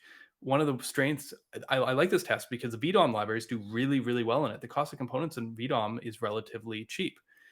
Solid also does relatively good in this because again, Solid's components aren't really components, but like it hammered web components, hammered Svelte and Vue and like frameworks that were built that way. So like I think Solid scales incredibly well, especially because of how modular and how piecewise everything is, and it's small and fast, so it fits into even the smallest places. You can use the reactivity by itself. Yeah, I mean, Uh, uh, yeah, sorry, I'm just slightly stunned. I just had the same person, I think, gift 10 subs each, which is 20 subs. I don't even thank you doesn't I'm stunned. I'm speechless. That's amazing. That was also an amazing answer. I started spacing out because just I understand. that blew my mind. And everybody's making fun of my face. That happened. So that's also awesome. Um, Wow, yeah, there's so many. I'm like trying to scroll back to questions. actually Yeah. get to the questions because there were some. There, there's Uh, there's a couple questions too in the question app that I'm trying to use that was created by our illustrious friends at Ping, Theo and Bryn and Theo. There we go. Fix that for you. Um, there who was one. who? Can I answer one related question before you go on to your next question? Just Yeah, absolutely. because someone asked when would you use solid start versus Astro, and I think that's right on point Ooh, of what I was talking about. And the answer for that is actually fairly simple. If you want a content site and your content focused, use Astro. If you're building a more involved app, use Solid Start. See, the thing about these tools is I told you how much the importance of philosophy are and workflows are. Astro is very intent of being able to make it so you can just like paste some HTML, get going, build up there. Astro can scale all the way up. You could put a whole solid app in an Astro thing, bring in solid router, do the whole client thing. It doesn't limit you from going there. It's just not really the use case, and you won't get as much help as you go farther down that line. It's not the priority. But like the Astro has islands, and it makes it very easy to get an MPA going, server side rendering. It does the whole thing. Building e-commerce, even I would still consider that. Solid Start, we've been doing some experiments with partial hydration, and in theory, the stuff we're working on could bridge the whole app to website spectrum, like being able to kind of seamlessly go between those, because we're working on technologies where you can do client side server rendered pages, do partial hydration, all kind of at the same time, get the benefits of Astro and fully solid integrated app. But the truth of the matter is, you as a developer sometimes are just going to put some HTML on the page, and so like that split between Astro and Solid probably never goes away. Like there was going to be clear people who where Astro makes a lot of sense, and even if you could like even like let's pretend Solid we get super crazy and we can shave even more kilobytes off the JavaScript because we're like that, and we a Solid app sends even less JavaScript than Astro. Let's like pretend we get to that feature. It doesn't actually change the value of Astro. like so um like we're going to keep on pushing the boundaries so that we can author stuff in the solids kind of composable way, optimize specifically for solid, make it do the best things. But the thing is, when because we're modular, when I make improvements to solid, improve, maybe get, let's say I managed to get resumable hydration in. Well, guess what? If that it's part of the core rendering, part of the core hydration mechanism, Astro gets it too, because now you'll have islands with resumable solid, like resumable solid, sorry, Astro pages with resumable solid islands. So this is just a great symmetry. And the thing is, yeah, I guess someone out there has to make the choice when they do the project. But I don't see that as like a cause of concern. Like do the thing that makes sense for your project. Like as I said, when Solid gets the more island stuff in, you could build content sites that way. But am I ever going to personally put the effort in to make it like Astro, and have that developer experience? Probably not. And maybe someone in the community will, and then there'll be, something built on top of Solid Start that could be a competitor to Astro or something. But like that's, I think right now, like that's, I'm not like this is not the kind of place where I'm like use got a content site, go use Astro. It makes a ton of sense. Doing something a little bit more adventurous, use Solid Start. When it's released, sorry, I have to make sure I haven't talked too much about it. Solid Start is not even beta yet. We haven't released anything around it yet. So just, I know people are playing with it because they're really excited, and we're trying to whet people's taste. This was kind of, as I told you, I usually wait to have the pudding in hand or whatever the saying is before I push stuff out there. But I did definitely want to get people thinking on the right lines, because I was, let's admit it, trying to encourage more contribution, like, and get help. So that is why I did that stream last week. Okay, sorry. Oh, I see how this works now. That all right. We got there we Go go. for it, Jacob. Cool. No, I just didn't know how to use it. Sorry, Bren. I wasn't on the stream when you created all this amazing UX. All right. So, who in the tech community inspires you and why? I'm so close to the framework space that I wish like I could go wider, and look more at other individuals. But I was so focused on the problem of frameworks for like a decade now, really, and tools, because of what I was working on for my projects. That's where a lot of my inspiration and influence came from. Obviously, people of the React core team have all my huge respect, and even especially people more in the public eye who figured out how to balance that. People like Dan Abramoff, huge amount of inspiration. Just the way he teaches and talks about React, he's made it accessible to people in a way that isn't before. And what's cool about Dan, sometimes people don't realize, because he sometimes gets credited as like the creator of React. And if you go look up creator of React on Google right now, I'm pretty sure it's still true. You'll see it say Jordan Walk, but it'll be a picture of Dan Abramoff. Oh yeah. Like, but thing is, what Dan has done is made React accessible. He's helped them kind of guide their APIs and decisions, and like he isn't he like there's Seb, who's like very incredibly technical visionary. Like he's sometimes just the middleman, and sometimes the middleman is just the guy who can put all the pieces together, and that's something that I have who huge amount of inspiration work. He works on the docks. He figures out the best way to teach these challenging topics, and he's always there to answer my questions. I mean, always there. It's insane. I won't even ping him at times, and I'll try and ask a question in the community just to get a gauge, and he just steps in. He's like, "Look, I understand what you're asking, Ryan. You're asking this, aren't you?" And I'm like, "Yeah, that is what I'm asking." I guess I did it in a roundabout way because I was trying to not get too into the weeds or whatever. But he has a great sense of these things, and I my only regret is that I haven't been able to do return the favor as much because we get in these conversations and I learn a whole bunch, and then and he's like, he's like, admittedly, he's like, I still don't get what you're saying when your point was solid or whatever, and I'm like, yeah, I'm sorry, I'm just not as good as articulating it as you. So yeah, Dan's a big one, and also Rich Harris from Salt is another one. He was I told you I kind of came into a lot of conflict when I first came in, and he he actually was very supportive. I mean, we had our disagreement on what JSX was. Like, we actually disagree fundamentally what JSX is. Because JSX and Hyperscript are the same thing. Where for me, they're not. Like, one is just a language syntax with no semantic value, and he disagrees. But part of this is because the React team, and not maybe not the core team, but like the React tight ecosystem has basically made JSX into something that it's not. If you look at the spec, so I get his perspective, but he was, we had our original kind of little disagreement, and we talked private DM, and he's like completely down to earth, and he's like, we get along great. When that JS survey thing happened, I get that was another place we felt a little bit of heat because we have a lot less users using Solid, and suddenly we're like the top of the satisfaction graph, and people are like, "What is this framework?"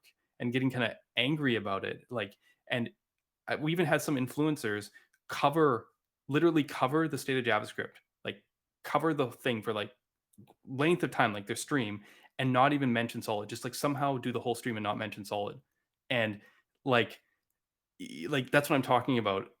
Rich. When we got on the state of JavaScript survey stream, he gave me a virtual high five. Like he's always been very welcoming. There was some drama early on where I got blocked by a core maintainer of another JavaScript framework, and I'm like, I feel kind of bad about this. I might have been a little bit flippant. I get defensive when it's about core technologies, and I'm like, but I tried to reach out through channels. I have no way to talk to them and get unblocked. And Rich is like, yeah, no problem, I'll do it, and I got unblocked. Nice. So Rich is amazing, and again, just that to see someone so down to earth, who's able to, um, do what he does. He also was in a situation where he was building a framework, initially kind of by himself while working a day job. He got to use it at work, which helps a little bit, but understanding the struggle of being able to like work on like the big things. I'm so happy when he went to Vercel and was able to actually start working on it, and actually because it's hard to make those kind of levels of change without being able to have the time commitment. Right. Um, so yeah, I feel like those two are probably the two that inspire me the most. I've got a third one. I just want a quick mention because it affected me earlier in my career. And some people don't know this. I was working for a startup, and my CEO, she's an amazing woman. Never gives up. Like just every pivot, everything just kept on pushing the vision, and it's still going. And it's amazing. It was a private photo sharing for schools called Bitagami. She actually, because I was just kind of like a junior dev who became intermediate, and the next thing I was I wasn't junior. I guess I was intermediate that became a lead, and then eventually became like in charge of all development, and then I was hiring, and then like I was like the technical vision. We had no CTO. I guess I like part of it was I wasn't as experienced enough to be able to kind of promote into that kind of position at the time, and I learned everything from her. Um, uh, but she also, but we are asking about influencers or like tech Twitter. I mean, she's made one of the biggest impacts on my career. I didn't even understand at the time what I learned from her just simply by watching. If you're, it's hard being a woman CEO in tech when it's like this man's game. She had to play things perfectly, and she did repeatedly, because like this is not a fair place as of yet. I mean, I wish it was, but she definitely had to like navigate in such a way where she didn't come off as too emotional or too like like there's a lot of stuff there, and I learned so much. But one of the things I was going to mention, getting back to the more tech influencer side, I said she would be on my list, obviously, but you probably never heard of her. Was that she introduced me to a VP of engineering over at Heroku when I moved into management to kind of teach me what it meant to be a manager in a tech thing. And while I only ever had maybe 4 or 5 conversations with this guy as a mentor, before he got really busy and kind of moved on, huge impact on my life to talk to someone who was so high up and answer those questions and understand what it meant moving from an individual contributor to someone, in the industry. And he was brilliant. He went from Heroku to Salesforce, and then he eventually became the CTO of GitHub. And now he's a VC kind of guy or investor guy, Jason Warner. Uh, just really, really guy who has really strong principles and understands the value balance of between the role of the different pieces of tech, like the difference between the process of the engineering, the people involved, and even the product. So yeah, just to finish that out, big all those people are really big influences to where I am today. All right, we got two other questions here. The real important ones. How do you make your hair look so good, and how do you have such a solid beard? Thank thank you all. The hair thing. This is funny because it's been a curse since I was a kid to have a curly hair, and it just kind of like no matter what you do, it just kind of pops into place. So, um, yeah, I feel like as I've gotten older and my hair's thinned, it's actually worked a little better for me. But yeah, it's kind of like I have no choice. I just have to keep my hair at a certain length, and then it works. And then once it gets longer, it doesn't. Or and yeah, I don't know what this beard thing is. It's just silliness. This one's a little more technical. So, create store, create signal both allow users to preserve state in a manner that hooks into solids reactivity, but stores you to allow to do the nested manner. Are there any particular benefits to using signals and stores instead of just using stores everywhere? Yeah, I mean, this is a fair question. And at one point, I thought people would use stores everywhere. I actually had signals as kind of like a second class thing. When I created, you got to go back to like 2016 when I created Solid. Everyone was using class components, and I Mm-hmm. actually called stores state. So they were called create state. So my vision of what Solid would work like is you'd instantiate a function component because we didn't use classes. It made no sense. There's no life cycles. If you've ever used a reactive library in a class structure, which I did a ton with Knockout, you realize all your code just ends up in the constructor. Like there's just no, except for the event handlers, all your code ends up in the constructor. There's no life cycle. So I was like, okay, every component's just going to have a store, as we call them today, but state, and it's a proxy object. And that's how I did Solid for a couple years. After React hooks came out, I noticed a trend. No one actually wanted to use stores as much. Everybody wanted to make these finer grained signals, and it made it like a complete shift happen. And this was partially community driven, where people were like, "Why are you teaching me this nested proxy store stuff? Signals is just so much better. I should just do everything with signals."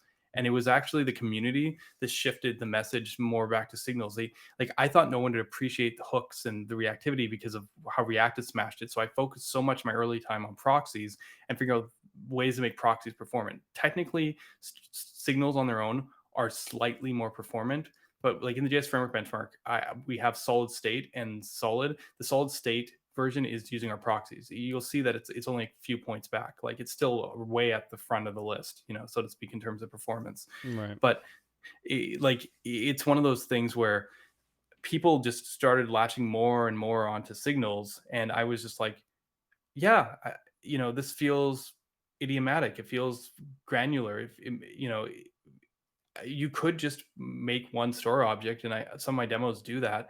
But I think the problem is with reactivity, you always have both. You can't get away from having signals. You need a way to store primitive value that you pass around, and you could use a proxy like that, like Vue uses ref. But like there is all, but even then, the simple version of it is like something dot value. It's not just a like it's always dot value. You need a convention to access a single property because you need to either access it as a member or call it as a function. Like there has to be a hidden function call there. You don't get just a simple variable that's reactive.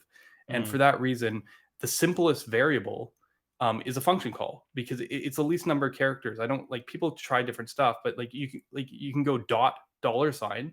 That's 2 characters, but a function is just a function, and this is really powerful because if things when you compose behaviors, guess what? They're functions. They're not dot values unless you want to over memoize and wrap up stuff everywhere. And I care about performance. And one of the biggest challenges, it's funny in React, one of the challenges is like under memoizing. Um, but if people showed, sometimes you can over memorize. One of the problems in reactive libraries is automatic over memorization for a performance thing. They just over memorize by default, so you don't have to worry about it. But it has a performance cost. So for me, once you start composing these behaviors, you it's just functions. You can just wrap a function in a function that calls that function. So you can just build, build, build, build, build. And for that reason, the signal, and we call them accessors in TypeScript. Like the signal accessor, like the thing that reads the value is just a function, is super, super powerful because of how composable it is. And Right. that's why like signals are essential. But what's beautiful is you can always take any individual value of a store, like store dot, I don't know, user dot username or whatever, and wrap it in a function thunk. Like just go function, like an anonymous function, store dot user, and now you have a single signal in a sense because like you're just accessing that one thing. So um, the truth of the matter is the functions are the more primitive, the signals are the more primitive thing, they are the more composable thing, and they are the more portable thing. So um, unfortunately we just can't, there's no really merging them, and this is why Vue has ref and reactive, solid has signal and store. It's just that this is JavaScript. Unless we change the semantics of the JavaScript language like Svelte, or Marco or whatever, we can't actually change this fact. No, you stay JavaScript. All right. So I have a question for me, apparently, which is interesting. That's a first. What is the interview process like for workers team? So if anybody didn't know, I work on the Cloudflare workers team. Primarily, I've been working on the Cloudflare worker CLI called Wrangler. Do you have any tips about interviewing? No, I don't. I actually interviewed internally. Um, so I was an internal transfer to the workers team. I can tell you that there's a systems design part of the interview. So if you're not familiar with system design interviewing, that's definitely something you should brush up on for sure. Because like the rest of the interview is pretty classic, like interviewing process. There is like mostly just meet the team, they get to know you. There is a technical like um, coding whiteboarding type of thing, but it depends on who's interviewing you, how that's gonna go. Um, the system design one, that's gonna be the. I mean, you're applying for it to become a systems engineer, so you kind of got to know that stuff. Um, let's see what questions do we got next here. Let's I'm see. scrolling up. I was not paying attention to any of the chat while I was thinking about these things. Yeah, we got Oh, we got um let's see where you want to see Solid in the next few years. Yeah, yeah, that's a good one. People build projects of all kinds using Solid Start instead of Next, etc. Yeah, okay, yeah, I found this one, uh, and you posting it so graciously on the stream here. Yeah, it's been a long journey already. I started this work in 2015, 16 time period privately, just because I was hoping maybe I'd use it at my job. It took such a long time to get to 1.0 because things were changing. You know, SSR became a real consideration, and I knew I wanted to get there. Um, it is a game change here. I'm doing a lot of work on refining pieces of the reactivity, and we started working groups and future discussions in the Discord, and in discussions on GitHub to kind of promote that, kind of pull in all those framework authors that happen to be lurking around and get the best ideas from them too, and be part of this, because I mean, that ultimately it'd be awesome to kind of see that kind of collaboration. Um, and like, for us now, it's just it's funny because I said I never cared about adoption. Now we're at a page where this actually is a relevant thing, right? Early days was worried about getting the framework right. We're still evolving that, but I'm very happy where we're at. The next stage was like, how do we get the ecosystem, and being able to build those things out? So it started with, we were already seeing it, like ports of React libraries, things like Chakra UI and Material UI and stuff. There's a lot of component libraries, even universal renderers. People ported Ink and like Web 3G, like or sorry, React 3 Fiber and stuff like that. People ported those things. They might not be perfect yet because there's not many users and single developer type ports. But what my point is, the ecosystem thing from a available libraries thing, especially with the work that Tanner's been doing with TanStack, making it an honest, is not something like, I feel like if you're looking for specific libraries, maybe there's some challenges. But if you're actually like just like, I need a library that does blank, we're mostly over that hurdle now. Like you can find people and ports and like that ecosystem thing on that side is coming together quite nicely. Obviously, we've been missing the Next.js piece, which is now kind of a vital piece. It wasn't a few years ago, but now everyone needs it. But we're making good strides with Solid Start. We have more work to do. It's a big effort. So I imagine in the next several months, as I said, betas should be coming this fall, soon in the next, and we're kind of ramping up there. And then eventually a 1.0 release later. But it's hard for me to say how long we'll be in beta. This is just taking us a very long time. Um, so with that piece coming in, really, then it's just a matter of, it's funny whenever I ask someone who like it's like, oh yeah, I want to use Solid, but like, people have a list. We've been just going down the list and checking them. Like it was like, oh, it's not, is it production ready? It's not 1.0. Okay. Is there component libraries? Is there a Next.js? We've just been going down the list. It literally is a serial list from people.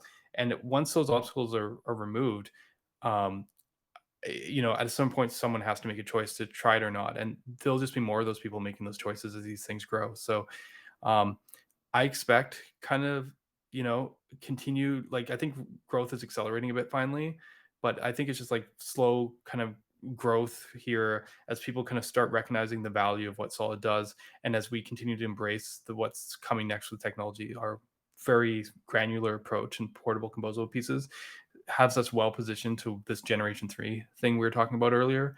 So we're going to keep on doing that, and really, with Solid Start, get people going, leverage our support from my employer Netlify, but even places like Vercel, which also sponsor the project. Like, everybody's very happy on the infrastructure side. Cloudflare, you guys, I don't know if you know this, you guys were one of our first sponsors by sponsoring our website. Um, uh, and we always like Cloudflare because you guys are the first ones to offer streaming. Um, so, again, it's a technology kind of thing, and those kind of partnerships who make Solid Start something that gets more prevalent and pushed, so that for people to use it. So that's a big part of, like, a kind of a switch of gears, because now it's like you have this basis for a product. Let's build on that, and I imagine just kind of steady growth like that over the next couple years. Actually, as you said, maybe some people choosing solid start instead of next for the next project. We're definitely going to make that an easier decision to make in the future, because like honestly right now next just does so much stuff, and it is, there's no denying that. But I'd love to be able to put a alternative up there that was actually something that's viable. Yeah, so I don't think we're gonna be able to get through all the questions as great as they are. I'm gonna want to wrap this up here in a minute, but uh, somebody did post solid start is Preact with server components question mark. Um, so, That's fresh actually. The Sorry, I didn't mean to interrupt no, you. no, go ahead. If you've been hearing about a framework that uses Preact with islands, not Mm-hmm. server components, there's a slight difference. It's a framework called Fresh that came recently from the guys from Dino, Dino, yeah. and so yeah, that's a very different thing. Solid Start is Solid JS's.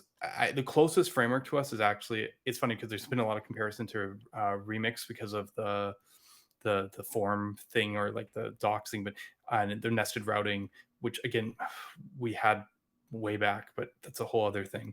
Um, but I actually, from the way that it was kind of spirited in the way it approached, Svelkit was actually the biggest influence to Solid Start. As I said, I love the work Rich Harris does. And so you can think of Solid Start more of like Solid Svelte Kit. And like Svelte Kit, we've been playing around with stuff around hydration and whatnot. And we've taken it a little bit further in some of Nikhil's experiments, to do basically, there's a mode in Solid Start that's experimental that basically like turns it into fresh, like, uh, and actually it turns into fresh with client side routing. Nice. Um, but like this is still very experimental stuff. So Solid Start is basically at its core value kind of like a svelte kit for svelte. It's the same kind of philosophy.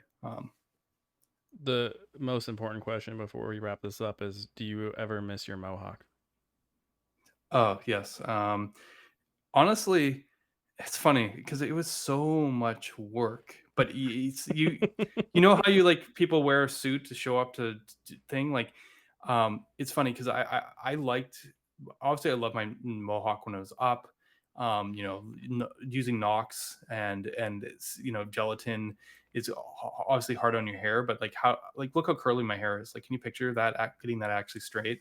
Ooh, Um, yeah, and there's always like maintenance, like bicking your head, shaving it, cut yourself. yeah, One time we actually screwed that up a little bit, and they decided we were on punk bands, so we're always dyeing our hair, bleaching our hair and stuff. yeah. And when we bleached our hair, it was like double combo. Like you couldn't use we didn't just use bleach the way it was like directed on the thing. We always doubled the consistent, like doubled it, and like super like hard on it, and left it twice as long and stuff.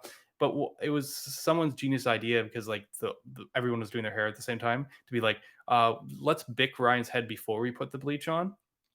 um Mm-mm, mm-mm. and yeah, sure, yeah, let's put the hair in a bag, but god, that stung, like Mm-hmm. bleach Yep. on bleach on shaved skin. But yeah, no, the truth of the matter is, like, it was so awesome when it was up, it's I'm like, I'm not gonna but li- I'm not gonna lie. First off, that sounds punk. That sounds super punk. Just let's bick the head and then bleach it. And then I can just imagine the yelling and the swearing that was occurring with everybody. So I gotta say, it's apparently everybody wants to see the hawk come back. Just throwing that out there. If you ever are like, I wonder what I should do to really boost Solid JS and its marketing. I'm thinking maybe the hawk.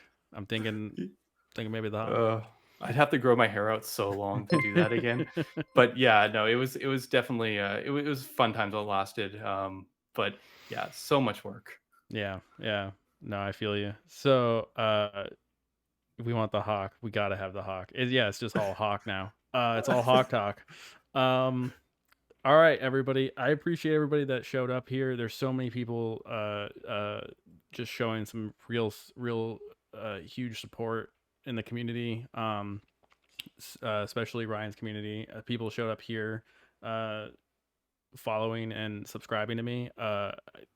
blows my mind. I don't know what y'all think you're gonna get out of that, but um, I'll just apologize ahead of time.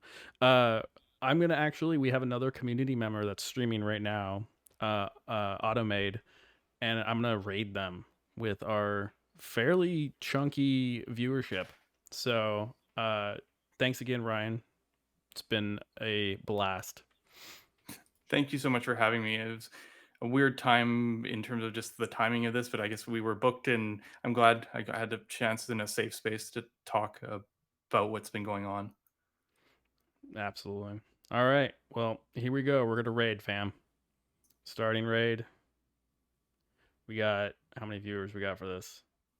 It's gonna be exciting. We got over 30. We had like 40 something a second ago. Stick around, everybody. We're gonna do it. We're going in.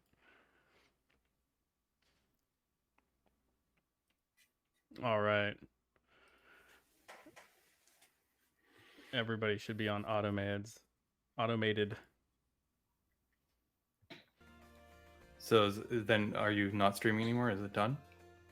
How does that Yeah, work? yeah. It's currently like I could just like Okay. turn off. Appreciate it.